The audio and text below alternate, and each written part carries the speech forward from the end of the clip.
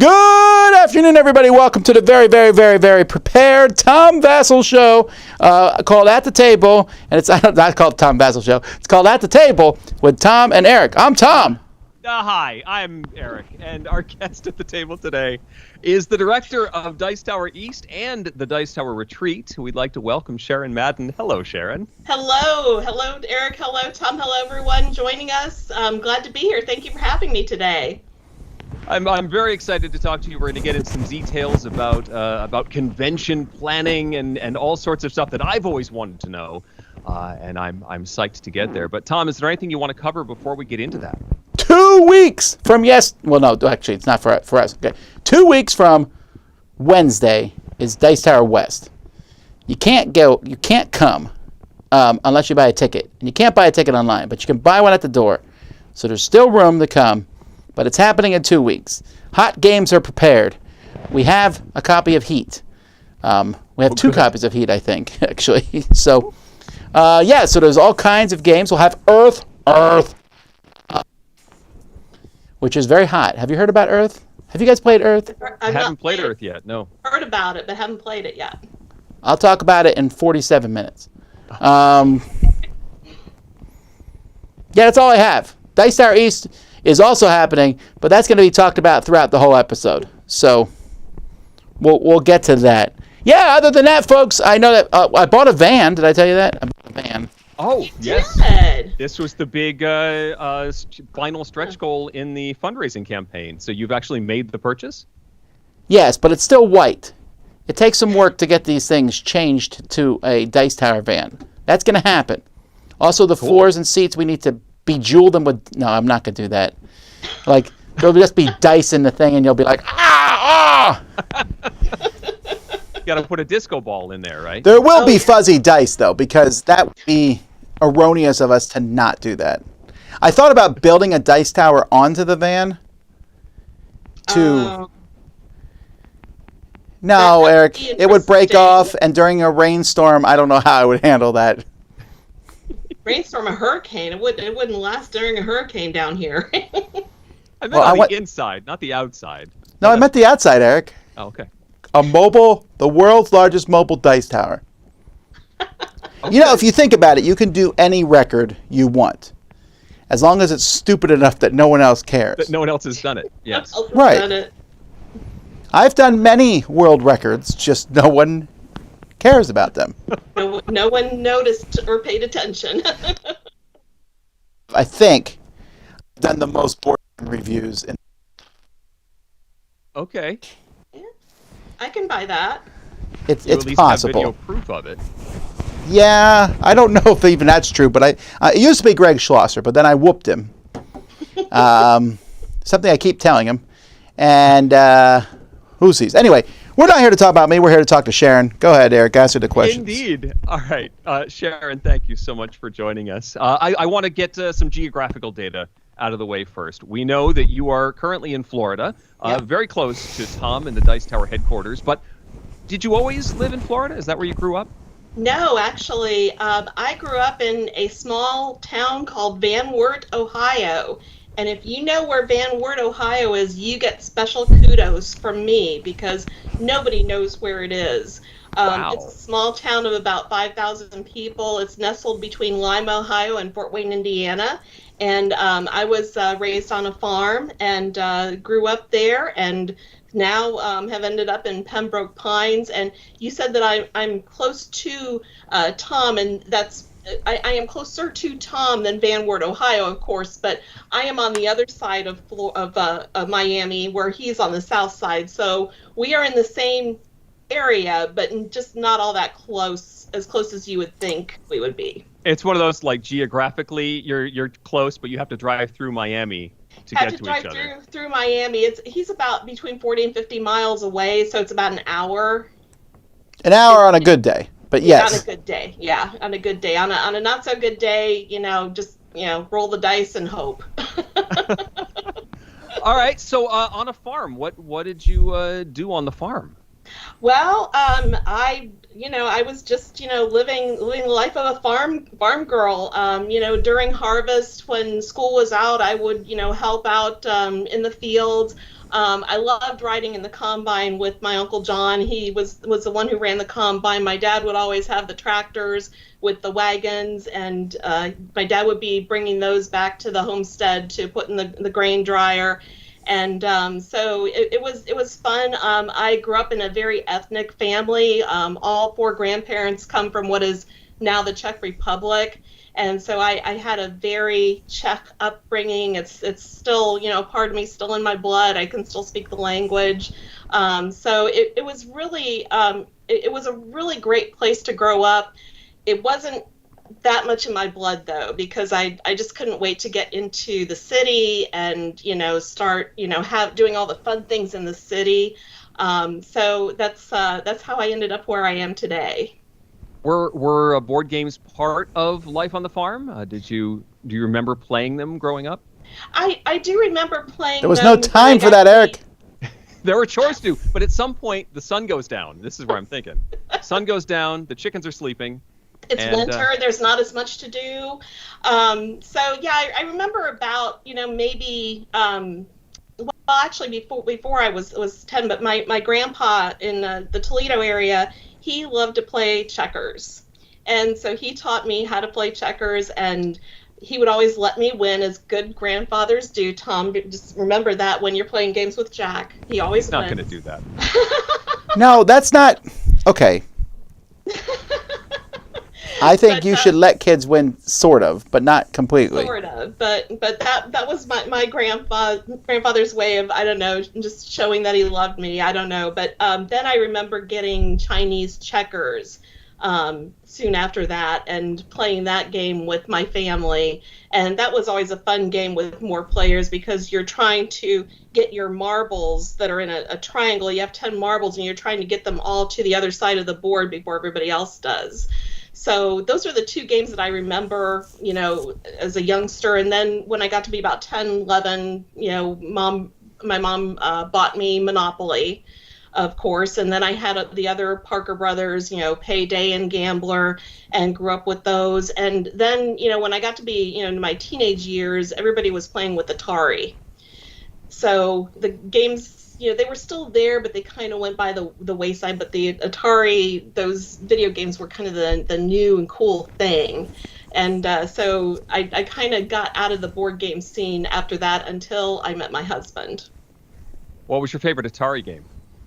Pac-Man. Loved Pac-Man, and my school even played the Pac-Man song, as part of our repertoire for pep band. But I'm trying to think even, what is the Pac-Man song? Because I got Pac-Man fever. Oh, Pac-Man Fever. That's totally driving me different. crazy. That's a very different, okay, that's not the song I thought you were talking about. You thought it was just the video game soundtrack. Yeah, I don't think Pac-Man's a very, it has just, it's mostly just the sound effects more than anything else. It's very, very memorable because of those sound effects. Yeah, it is, and I think the rah rah rah rah is in the song, the actual song. But that was the song that my band played, and I never had an Atari system. My parents would not allow me to have one, and in hindsight, that was probably wise because I would spend all my time on that like my friends would. But whenever I would go to their houses, that would be the first thing that we would pick up.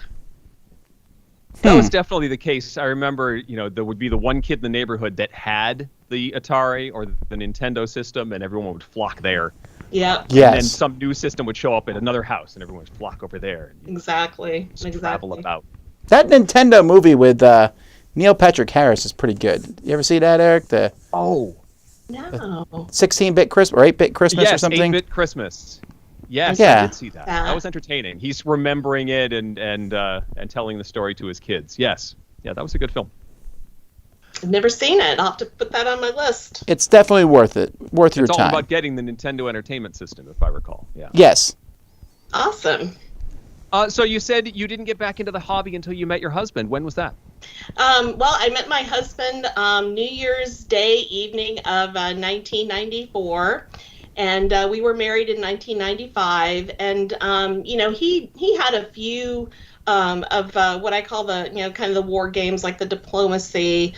He also had the Merchants of Venus, the original one, Eric, and I guess my first introduction to a more complex games was we had some friends. They were actually friends of my husband. They both went to MIT with him, and they introduced me to the crayon games like Iron Dragon, Australia Rails, USA Rails.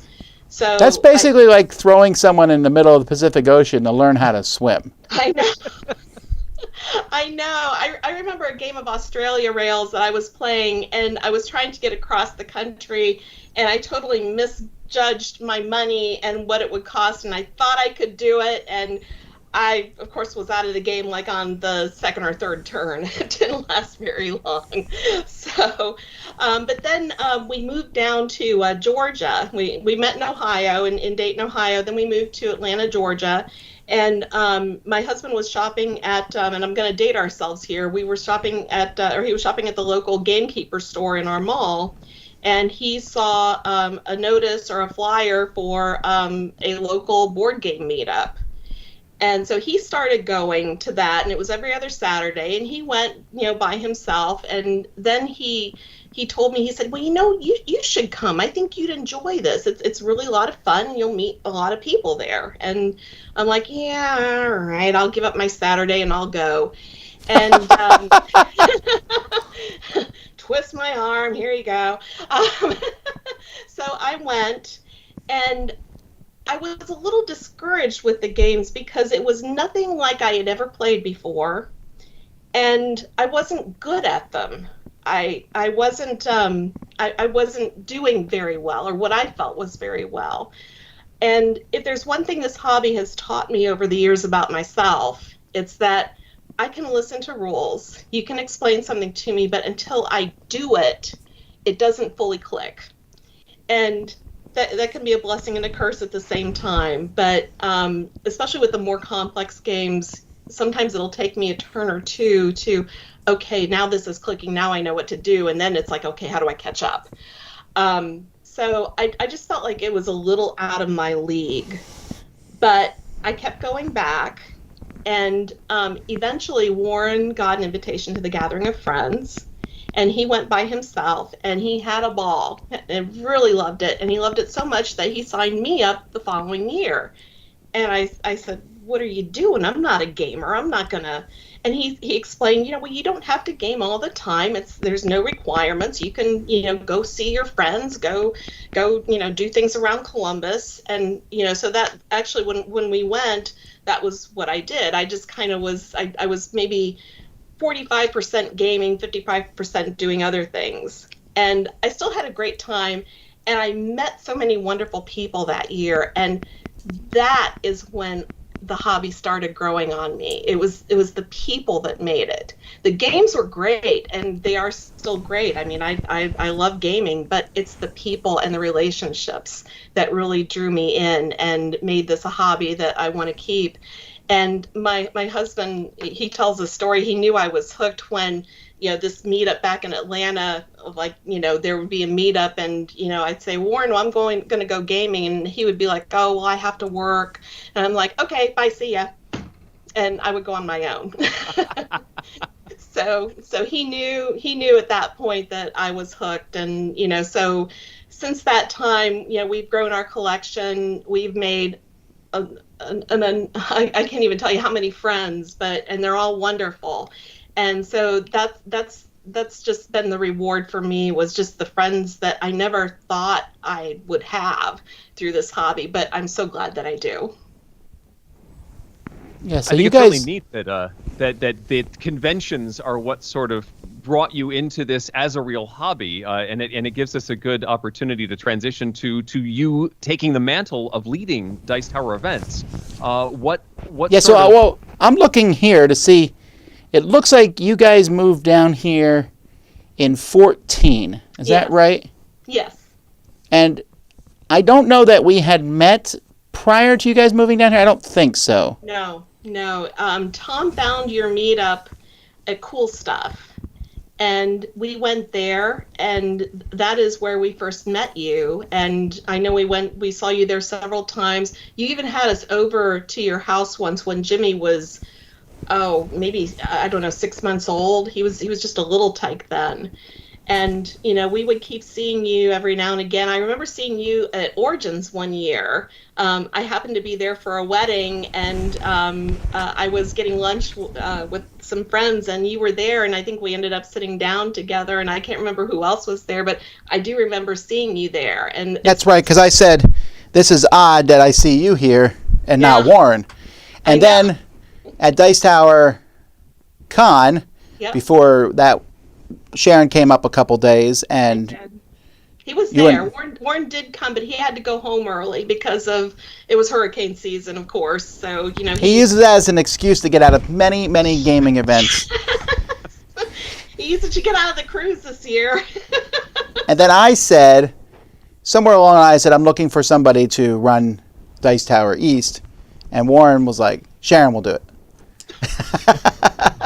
That I believe. And I was like, oh, well, yeah, sure, okay, Probably we'll asked her see. First, probably, right? Well, no, but I mean, Warren threw Sharon's name into the hat. I believe that's how it happened. Does that sound right, Sharon? I can't remember who threw my name into the hat, if it was him or who did. But, I got the call, and I remember I was getting ready to go out of the country. I was actually going to the Czech Republic. And I was so busy, and I kind of blew you off. I think I said, Tom, I just don't know. I'm gonna have to think about this. And so I went on my vacation. It was about 10 days, and I didn't bother calling you back because I thought, oh, he's found somebody already. He's not going to wait for me because he needs somebody to get this thing going, and I wasn't available. And I would have been completely okay with that. But then you called me the week after I got back, and I was shocked because I thought the job would be gone. Well, I mean, you had some very high recommendations from various people who your Gathering of Friends connections paid off. And by the way, folks, if you're listening, Gathering of Friends that Sharon mentioned is it's kind of like it's an exclusive, that sounds snootier than it is. It's an exclusive event. It was just Alan Moon invited his friends to go gaming with him, and it just it wasn't very big at the beginning, but it grew year by year, so you have to get invited to go. I've been fortunate to be able to have gone in the past. Nowadays, I'm too busy to go, actually, and I have my own gathering called the Retreat, Dice Tower Retreat. Mm-hmm. But a lot of publishers, different designers, different people have gone, and the people there who have gone for, how many years has it been, Sharon? Oh, I know it's at least 30. I may be coming up on 35. I can't remember. There's people that are great friends. Yeah, Alan games with some of the people who've come since the beginning, and what is it like? I think 7 people now, or people. Yeah, it's not all that many. So anyway, looking at Dice Tower East, how early in the year cycle between the previous event and the next event, how quickly are you already thinking about the next year's event? Well, I have to say this is last year was the first year that I ran East and the Retreat by myself. I helped out with the retreat in 2021 and just, gradually, just took it over. So with Dice Tower East being like just 2 months before the retreat, I had to run the retreat before I could get into East. But, now that I've done that, I kind of know, how early I need to start, especially with getting some designs ready, like for banners and for artwork for our T-shirts and things like that, which, I will have an announcement this week about the T-shirt design. But especially with contracts, where contracts are concerned, you'll notice if you go to the Dice Tower East website under the pricing information at the bottom, you'll see future dates. And so for that event, I've got dates contracted through 2026. Oh, wow. So for nailing our space down, I'm thinking, at least 3 years in advance. And you may say, well, why are you doing that? Why can't you wait until a year out? Because other organizations are thinking about it too. And I want to be sure to nail in our dates and also get our convention space, which, I think worked very well last year. I want to be sure that we have that moving forward. Also, I want to lock in rates for the hotel rooms. As we've seen with especially with travel coming back now, the hotels are starting to charge more for rooms. So the sooner I can lock in hotel rates, the better off I think we're going to be, because I don't see them ever going back down to where they were, before COVID hit. So that's another reason. So after 2023, I'm probably going to be coming to Tom. Tom, get ready. I'm probably going to be coming to you and saying, I want to look at 27, 28, 29, possibly 30, and just make sure that we can get our space nailed down and get our rates nailed down. Those of you who came to Dice Tower East 2022, you'll recall that we were there with a dance competition, and we didn't intertwine with them that much. They weren't intrusive or interruptive or in any way, but that just goes to show, they're looking at the Carib as well. And I think they are going to be there for 2023, but they're coming the week after. So we won't be butting up against them so much. But that just goes to show, that there are other organizations looking that far ahead too. Now with the retreat, I'm going year to year, so I am starting to look at 2024 on that one. But I would like to at some point have a multi-year contract with that hotel. So we've had some staffing changes, so that's something that I'm going to work on with that, just so that we can get our space locked in and get our room rates locked in. It's a really tough thing because there's so many things involved with this. Like you can ask Sharon or Jason or anyone who runs my conventions.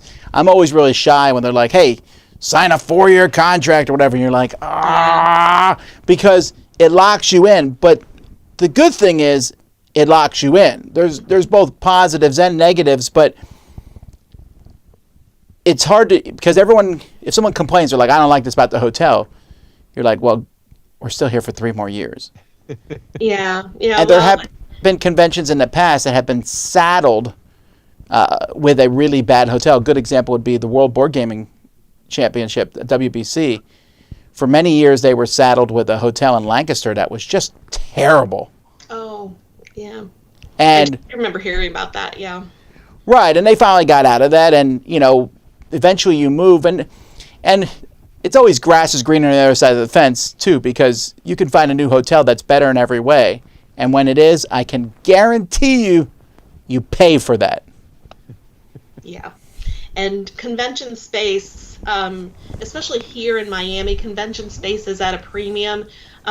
It's a little more available in Orlando because with Disney being there, it is a popular destination for tourism and conventions. But even at 1,600 where we are for Dice Tower East, I'm still limited by the other hotels that I can choose from. So, the Carib may not be the perfect place, but overall, and Tom, correct me if I'm wrong here, we've gotten positive feedback on it. I mean, it's not perfect. There are a lot of things I wish it had that it doesn't, but the important thing is, is the majority of the people who are coming happy with it, and are they willing to come back? And I think judging by how our room block has done, the answer is yes. Sure. When you take out the convention itself, so that's us, the board games, the people, how it's run. We were talking about this one time, like what is the best place to go to for convention? Because you have the rooms of the hotel is one factor, like how good are those rooms? Location is a factor, like is there places to eat there at the hotel? Are there places to go to? How easy is it to get to from the airport? Then there's the convention center itself. How nice is it? How well run is it? And then there's pricing is involved. And so every con that we do, it usually misses out on one of those. Like the Carib is a good example. The price is pretty decent for what you're getting. The rooms are amazing. Yeah. The convention center is great. It's just a tough. There's eating that can be done there, and you can get out, but it's not the best for that. But another place that we looked at that we considered had a great location for eating. Mm-hmm. The pricing was good. The convention center was great, but the rooms of the hotel were not even half as good as the Carib. So you really got to, and some people, whenever you pick something, they'll say, "Oh, I don't care about whatever the thing is that you say." They'll be like, "I don't care. There's nowhere to eat. I'm never going to do anything but game anyway. I don't care if the room's garbage because I'm barely in it." right? But you're trying to appease thousands of people, Yeah. not that one person. You just can't do it, and so you just have to go with what the majority of people are saying, and if they're happy with it, then that's what you have to stick with. I mean, I would love it if I could take like a food court and build it onto the Carib and have it there, but Right. it's just not going to happen. Or just a strip mall with a sidewalk that you can get to, or a crosswalk. Exactly. Or a better crossing, to the strip mall across the street, have a bridge or something. Yeah.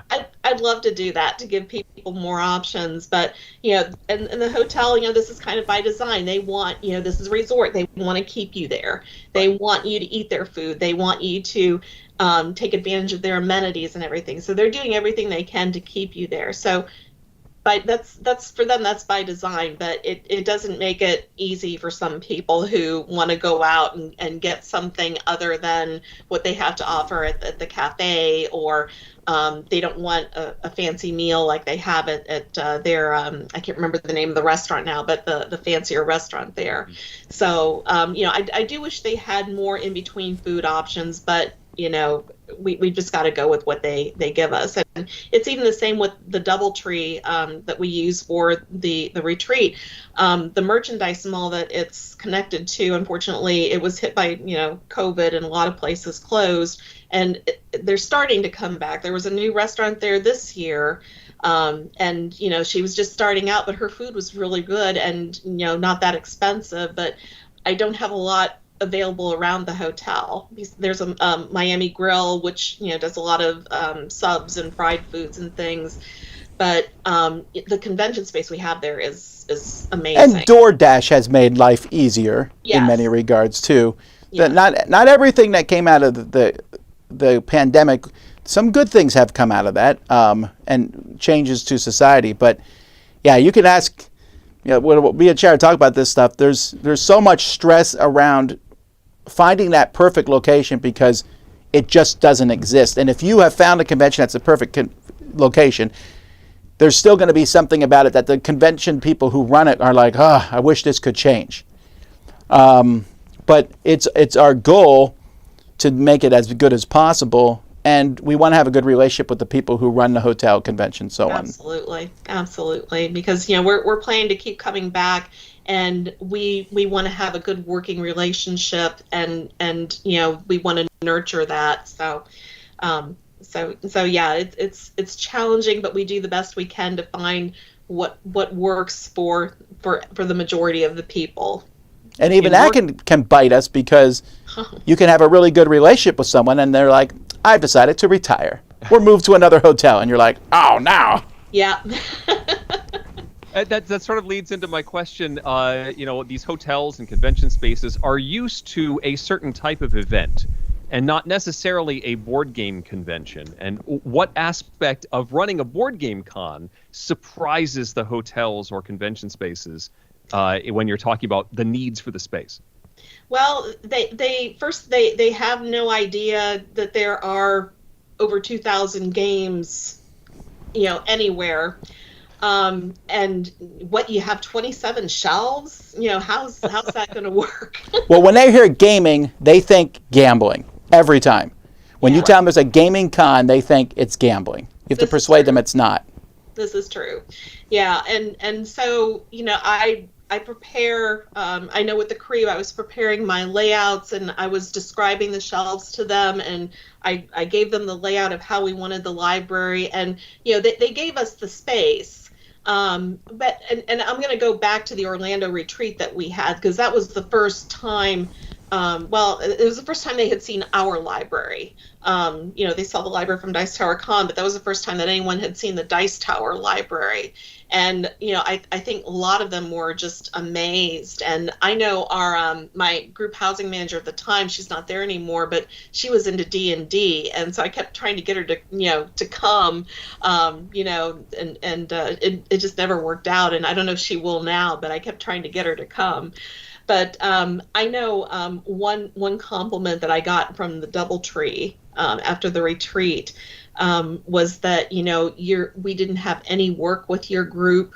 We didn't have to do extra cleanup because of your group. I mean, they probably vacuumed the floors and things, but it wasn't like with a party or a wedding where, they're having to clean up a lot of, with the restrooms and other areas, or put a dance floor away or something to turn it around. Once they give us the space, we set it up and we just have the tables. In most cases, they don't move around, except with Dice Tower East, we do have some events. So there's one room that we've got dedicated to events that they're moving around, but really the work for them isn't as much as it would be with other organizations. So I think that's one surprise and it's something I didn't even think about. But I know at the DoubleTree they were just so grateful for how nice we were to the staff and how little work they had to do for us. They're also not normally, most cons, people do not particularly enjoy the convention itself. They're going there, it's a dentist convention. Oh, we're going there. It's useful. We go there, we have to go to a bunch of sessions. There's an exhibit hall. Most cons have that sort of thing. And as soon as the con's over, what are we doing? Orlando's here. Vegas is here. We're going out to have fun. What can we do in the hotel? We hate the con. And we're like, we're going to be here 24 hours. Yeah. And almost no con is 24 hours. Yes, the staff assumes that they can come clean up at like 8 o'clock at night. And wait, the room's still full? In fact, it's more full than it's been all day at 8 o'clock at night? Yeah, it's a little surprising. Yeah, it is. And even as many conventions as there are now, it's still not as widespread, with hotels. And so when you're getting a new property, there's, especially the first year, there's kind of the growing pains year where you're getting used to each other.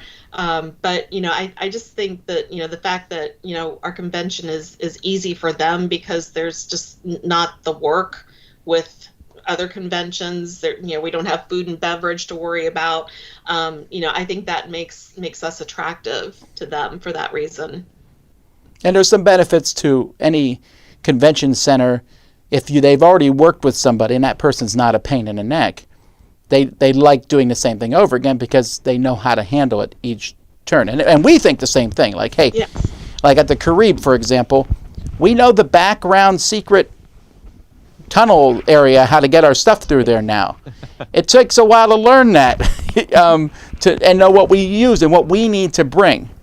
And in fact, someone actually asked that, Sharon, and I already know the answer to this, but someone wanted to know if you have a code book, a living playbook for convention planning so you don't miss small details or things. Well, I don't have like a write-out of things that I need to do, but I do have these 4 books here. These are books that I've had since I started at the Dice Tower, and you'll see I've got, little markings of important information that I refer back to, but I've taken notes of all the meetings I've had, anything I've needed to be sure I remember. It's in here, so I refer back to that.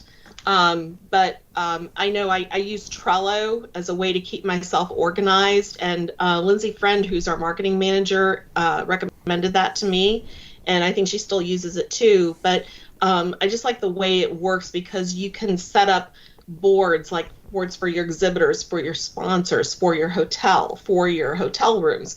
And if you need to do tasks on each one, then you make little cards for it.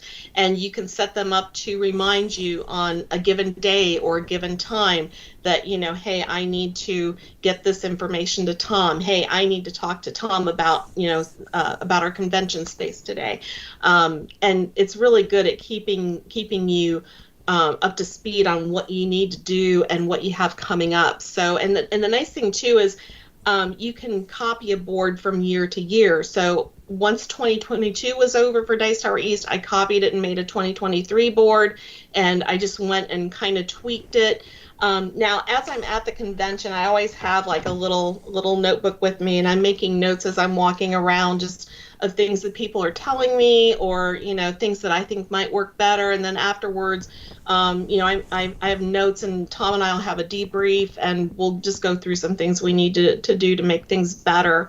But I'm always taking my own notes, but Trello has been really instrumental in helping me keep organized. And I do have a list, like, going to conventions, here is a list of things we need to bring, and there's a checklist, and it's something that I share with Tom and Kenny and Camilla. And as we go through, if we have it, we check it off. Do we have all our signs? Check. Do we have our name badges? Check. Do we have lanyards? Check. I've just got that list together, and I just keep bringing that from convention to convention. And for the retreat, it may be a little different because that one it's a little more laid back. There aren't as many moving parts, but I just found that keeping that list is a good way for me to make sure that all those items are packed away and ready to get loaded on the moving trucks. I'm curious what that debrief session is when a convention is done. How quickly do you meet up? Do you let it settle for a few days and let everybody rest and then have the debrief? Do you do it right away while everything's fresh? And how long is that meeting as you work through the details? Well, I'm trying to remember, Tom, how long did we wait before I came down there after East? Was it maybe a week or so? It was maybe a week, but I'll tell you, I mean, we talked about it. You talk about it the next day instantly. Yeah. Because you always know the different events that happen. So like at Dice Tower East last year, we still don't know how it happened, but someone took our router for our library. A wireless router device that connected the whole system to the internet. Yeah. So and whoever it was slid it back into one of our boxes at the end. And we know it got taken and gone because it was not there, and we had the whole convention on the search for it. We weren't prepared for that. Because, well, we didn't expect that to happen. We now have 2 routers. It won't happen again. But that was something that we didn't expect. So after the con, we're like, that's the first thing. We're like, here are the big problems. Here's the things that people complained about. And we might not fix something just because people complained about it, because I might be like, well, too bad. That's a good policy. Yeah, I mean, we take everything, every criticism, every compliment, into consideration, and we do what we can. Some things we'll be able to do something about, some things we won't be able to for various reasons. But, we'll do what we can. If you tell us, it's something that we definitely consider, but, just keep in mind that, it may be something we just can't fix for logistical reasons, or there might be a rule that we can't do it, or something in the contract. So, but we will do what we can. It is amazing the feedback, because some people only give negative feedback. It's, when you go to a restaurant, you only fill out the, how do I feel about today's meal, if you're mad. And we get that, some of these people, something bad happened to them. But there are some people, we have a mutual friend who comes to all of our cons practically. And she writes out a very detailed thing. And she says, here's what I liked. Here's things I didn't think were amazing. And here's the things I didn't like. And by the time you get to things she didn't like, you're already in such a good mood, because she said, these are the things you did fantastic. I know. And I will listen to that feedback 100 times over someone who goes, I didn't have any fun at all. I'm like, well, I don't know how to help you, actually. Yeah, I mean, if someone's like that, I'll say, okay, what happened? Tell me a little bit, because I have to know. If it's, and especially if it's something that you could have came to us and maybe we could have helped you with. I would rather you do that. If you're not having a good time, find one of us, come to us, because we're there to make your convention experience amazing, and that's what we want you to have, a fantastic time. But if there's something that's bothering you, come find us. It doesn't matter what it is. We want to help you. I got to say, that's one thing I get. That's one of my more frustrating things, is when someone will email us, or most likely put a public post somewhere saying, this terrible thing happened at a con, and they didn't do anything about it. And I'm like, you never told us. How on earth were we supposed to help or fix this problem if we weren't told? Agreed. And that's one thing. I just want to be like, please tell us. Now, again, we can't fix everything. If someone stole my game, I can't necessarily hunt that down. But yeah. But we're not mind readers, and I tell people I failed mind reading 101 in college, so I'm no good at it. So we're relying on you to let us know. So Gregory has a question that he posted to Board Game Geek. At the events that you're running, do you ever get a chance to enjoy a game or two? And if so, what are your go-to games when you have a few moments and can actually sit down and play something? Well, Dice Tower East is that's pretty much impossible because there are just so many moving parts, and it's a bigger convention, and I just found myself last year being pulled in a lot of different directions.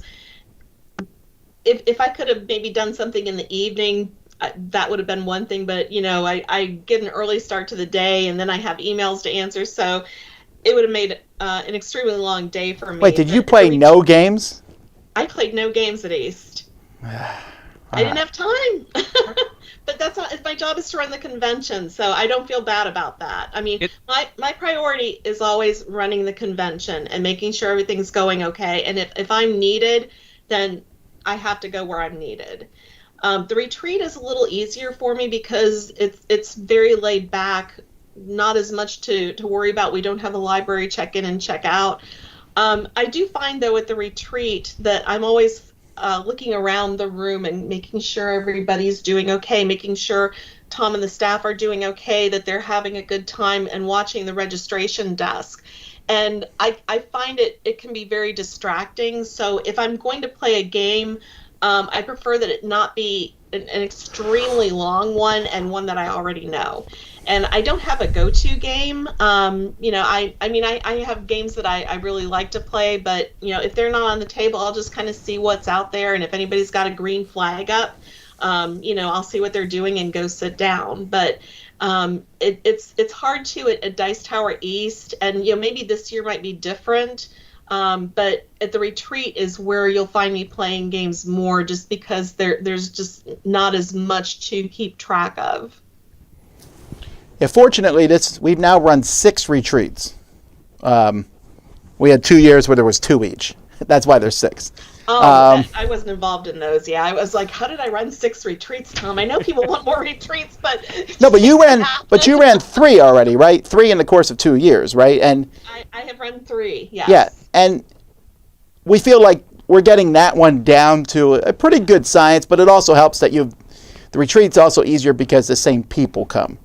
So those people also know, hey, this is how it works, yada, yada. The East is a very different ball game, and last year was immensely stressful because it was the first year since 19 that a convention had been run in Orlando. Mm-hmm. So many ups and downs, like, we're going to move to a new hotel. COVID happened. Okay, well, we're going to push everything back to another year. Now we're moving back to the original hotel. Now we had to cancel another year. And so we were just glad to get it off the ground, but it was very stressful because it was the first time for so many things. We now go into this year, at least from my perspective, I'm not as, that's the most stressed I've been Dice Tower-wise ever, was Dice Tower East last year, because it was so new. But now that we've got it going, I'm going into this year feeling a lot better. Yeah, same here as I'm starting to make plans. I feel like I kind of know what I'm doing, and I have to give a shout out to Camilla because she assisted me last year, and she's going to be assisting me again, and she really took a lot of stress off of my plate and helped me out so much. So I have to give her a shout out for that. But I always try, as a planner, and I think Tom curses me for this a little bit, but I try to look ahead as much as I can. I try to contemplate what might happen if we do things a certain way, how it's going to work. And even trying to contemplate, it doesn't work out the way you think it's going to. You hope it does, but it doesn't always do that. And you just have to be flexible and just, okay, this didn't work. What do we do to fix it? And just try to get things going as evenly as possible, making sure everyone's having a great time, and that everybody's enjoying themselves. No matter how many plans you make, there will always be one thing that happens that you did not plan for. Exactly. Well, let me say good things here about Sharon. She's the most organized person I know. Well, her and Lindsay. And I'm glad that they're way more organized than me. I'm trying to dive out of the way. I'm like, I don't want to do paperwork. And Sharon's there to help me out. And so I'm very glad for that. But Sharon, even though you don't play games at the cons, you have to play at least something every once in a while. I do. So tell us about a game you played recently. Yeah, so the weekend before last, Warren and I went up to Golf Games. And Golf Games is a very small invite-only event that Greg Schlosser runs twice a year. And the winter one is always held in Asheville, North Carolina. So Warren and I went up there, and we had a splendid time. It was great, attended very well, and we had so much fun. And the one game that I played that I really enjoyed was Marrakesh. And this was the reprint of the Stefan Feld game. And in general, I love Feld games. I enjoy playing them. I'm not good at winning them, but I'm good at playing them. And I just really enjoyed that game. I like how you're choosing the cylinders secretly, and hoping that you're going to get to do the actions of based on the colored cylinders that you choose, and everybody's revealing at the same time what they drew, and then you put them in the cube tower that's similar to what they have in Amerigo or El Grande, and your cubes might come out, they might not. You might get to do the actions that you were hoping for, you might not. So I just love that there are so many ways to victory. There are a lot of different actions you can do. Even though I didn't win, I never felt like I was out of the running by any means. I just always felt like there was some way that I could do to try and make up some ground. So I really enjoyed that game, and it's probably going to go in my big, oversized collection at some point. I find it frustrating that there are like 3 or 4 games with the name Marrakesh or Marrakech or something along a different spelling of that same city, and it's very confusing. Whenever somebody mentions it, which one are you talking about? It's so I'm glad you enjoyed the Feld Marrakech. I did like it, yes. So I got to try Rolling Heights, which I finally got my Kickstarter in. It's a new John D. Clare game, the guy who did Cubitos, one that I really liked in the past couple of years. It's a city building game that uses as its resource gathering mechanism actual rolling of meeples. You take a certain number of meeples, your whole collection, up to 10 of them, and you throw them into a box. And if they are lying flat on their back, they're exhausted and you get nothing for them. If they are lying on their side, you get some resources or some level of ability. But if they land standing up on their feet, you get like double the resources or a more powerful ability.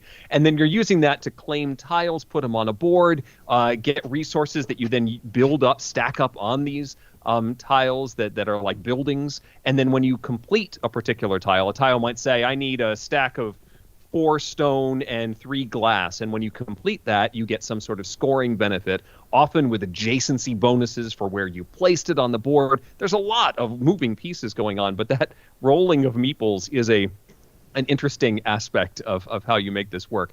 I liked the game. It's very cool.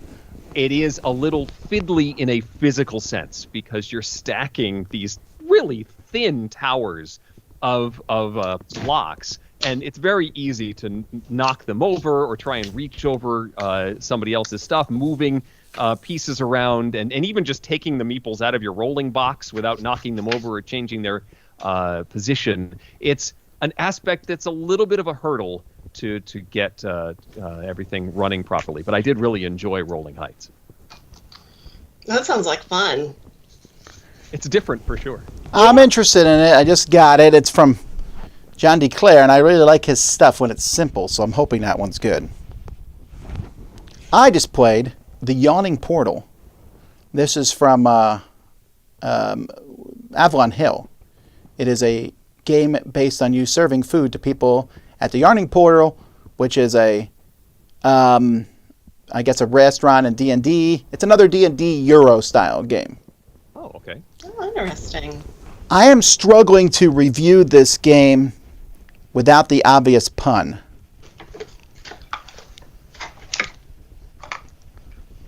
And I don't know what that obvious pun What's is. that obvious pun? Well, it would just be the yawn. I'm like, what portal pun could there be? The cake is a lie? Why would there be Portal? You were in Portal, too close of a relationship, Eric. I like the idea of this game. You're putting people out. you're playing these you have these 4 tiles in front of you. You do the actions tile, flip that action, and then it has a different action on the back. And you're putting people out, and if they match the different foods, you take these crystals, which is how they pay, and then you score points at the end of the game. The game ends way too fast comparatively. It's too easy to do things in the game, and it's pretty random, the special effects that these different patrons have, and there's just not enough there. Amazing components, like incredible components for a it's not a Kickstarter game, it's like just a game that's sold in the stores.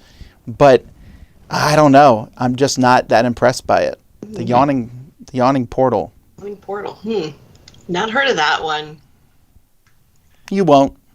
Is this going to be a game you played so I don't have to? No, it's not. It's not strong enough to make. I mean, I want to talk about this one separately. Oh, I got those to talk about. Tapeworm. Terrible game. Okay.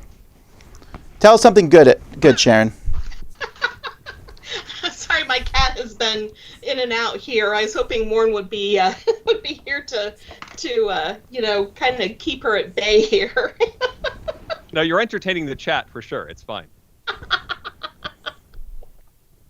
Oh, you don't have another game, Sharon? Oh, I do. I also got to play Golf Game's Woodcraft, which I really, really liked. I liked the cylindrical saw there, or the rondelle, and how you pick up the pieces to do the actions, and then you can get little other goodies like blueberries, which are money, or glue. And I think the theme is really, really amazing, just that you're trying to craft different things to get victory points and win the game.